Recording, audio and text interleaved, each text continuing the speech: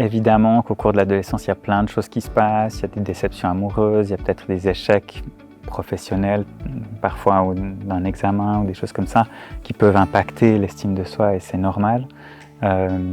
Mettons-nous à la place de ces ados, hein, on doit se construire, on doit apprendre à se connaître, on doit se positionner face aux autres, c'est pas facile.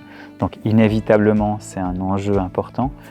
Mais si on voit que l'ado est trop impacté par sa mauvaise estime de lui-même et que ça commence vraiment à le mettre dans des cercles vicieux d'échecs ou ça l'empêche d'aller au-devant des autres, d'aller sortir, d'aller rencontrer des gens, on peut se dire que ça devient inquiétant pour son développement. Donc voilà, et c'est vrai que la posture de parent, elle peut être très aidante s'il y a un non-jugement, s'il y a de la bienveillance, s'il y a un espace de parole qui permet à l'ado de mettre les choses en mots.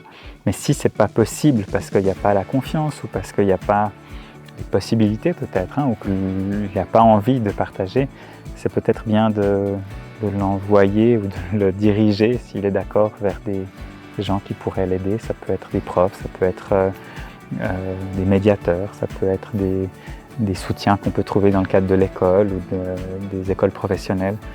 Ça peut être un psychothérapeute si vraiment c'est très inquiétant. Mais j'ai envie de dire c'est important de ne pas laisser un enfant trop longtemps, enfin un adolescent trop longtemps dans une situation délicate parce que c'est des années importantes. Et donc si après 6 mois, une année, on a l'impression que l'ado ne va pas bien, je pense nécessaire de lui donner un soutien.